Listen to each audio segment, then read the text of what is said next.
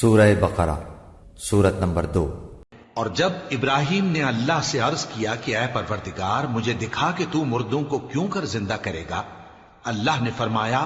کیا تم نے اس بات کا یقین نہیں کیا؟ انہوں نے کہا کیوں نہیں، لیکن میں دیکھنا اس لیے چاہتا ہوں کہ میرا دل اطمینان کامل حاصل کر لے۔ فرمایا کہ 4 پرندے لے لو، پھر ان کو اپنے سے ہلا لو اور ان کے ٹکڑے ٹکڑے کر دو، پھر ان کا ایک ایک ٹکڑا ہر ایک پہاڑ پر رکھ دو،